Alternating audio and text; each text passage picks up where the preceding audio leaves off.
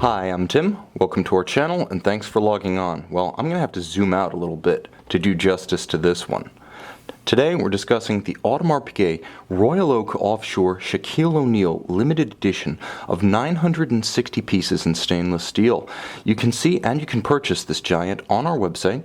Subscribe to our YouTube channel if you enjoy these videos, and please click on the card in the upper right hand corner of the screen. Yep, that one up in the right hand corner to see our full sales listing for this watch with additional accessories included, high resolution images for your desktop, and naturally complete price details for a watch with a personality as outside size as its namesake. Now you can see this watch on my wrist, 6 1/3 inches, 16 centimeters in circumference, is simply huge. As big as Shaq. It probably looks like a traditional Royal Oak on his wrist, but on any other, the 48mm case, now that's 9 o'clock to 3 o'clock, not inclusive of crown guards, chronograph pushers, or crown, simply dwarfs a normal human wrist. Now it's not any thicker than a regular Offshore. 15mm thick, it's actually just a little bit less than 15, so if your wrist is broad enough, chances are your sleeve is going to be big enough to clear it. The biggest dimension is from lug to lug, where the watch measures a simply Brobdingnagian 61mm horizontally across the wrist. That's definitely the watch's singular dimension because it determines who can and cannot wear this watch. I would say my wrist is too small. Realistically, I would say you need a wrist of approximately 17.5mm in circumference to wear this one with a straight face, although it is supposed to be worn with a smile. It's that kind of watch. Now, it's exceptionally heavy. Unlike the original 48mm T3, the Terminator 3, limited edition of 1000 for Arnold Schwarzenegger.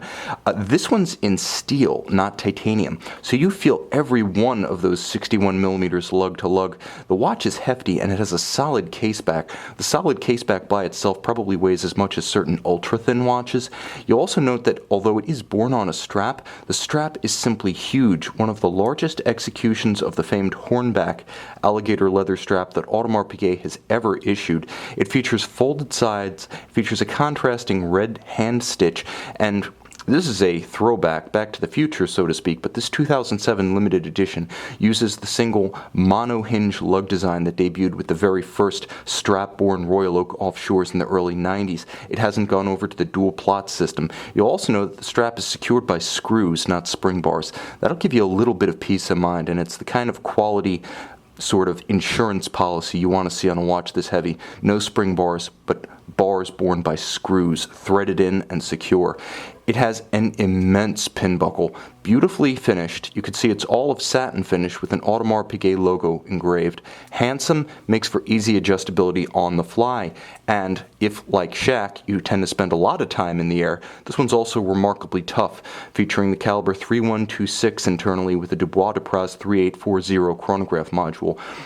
The resilience of this in-house caliber, considerably more than the JLC 889 system featured on the original T3. It features a dual-anchored balance bridge for robust resistance to shock-induced timing deviation and a free-sprung balance with a Gyromax architecture, which is to say a fixed index regulator with variable inertia blocks on the balance. Again, very resistant for when you finally come down. Now, of course, the system's also blessed with a longer power reserve than the prior calibers, 55 to 60 hours depending on whether or not you're running the chronograph. It has a more traditional 21,600 vibration per hour beat rate, and it winds in both directions. It has ceramic bearings to ensure long-wearing durability. That system is essentially sealed, and because of the bidirectional winding, Audemars Piguet made a deliberate choice to go with that system rather than the more efficient unidirectional, because with bidirectional, the wheel doesn't freewheel in either direction. You don't feel that Valjoux 7750 style wobble on the wrist. Now, a screw-down crown endows the watch with 100-meter water resistance to protect that gorgeous caliber inside. And of course, it does feature the cardinal refinements, including a quick set date for rapid correction and hacking seconds, so you thread out the crown, pull it, stop the second, synchronized to a reference time. The chronograph, because of the vertical clutch employed by the Dubois de Praz module, features a very smooth engagement. You'll see that it doesn't jump when you start it, unlike a lateral clutch, nor does it stagger when you stop it, and it always resets precisely to the index 12. Now, there are many handsome styling features that make this watch a gentle giant, but the combination of the black mega tapisserie dial with the polished and satin finished steel is actually quite handsome. As big as this watch is, it doesn't give up on the finery you expect on any watch bearing the Royal Oak name. You can see that tapered hairline bevel along the flank of the lug and the lug hoods. You can see the slight recess of the beautifully polished hexagonal steel bezel bolts inside the satin-finished bezel itself. And you'll note the gorgeous rounded hand-polished bevel to the flanks of that Royal Navy porthole-inspired octagonal bezel, a clear link, as exaggerated as this watch is, to Gerald Genta's 1972 original. Now there's a gorgeous tritone about the dial, and yes, you'll note Shaq's signature number 32 has resulted in the swapping of the numerals. All the numerals are applied and they are metal, so the only luminescence on this dial is on the hands themselves, but the tritone is gorgeous.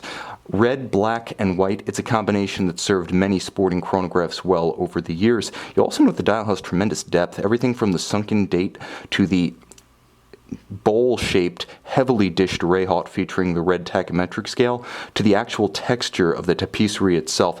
This is a handsome and nuanced dial. The watch certainly has a measure of shock value, but it's not just a big brute. It can be surprisingly subtle, kind of like Shaq itself.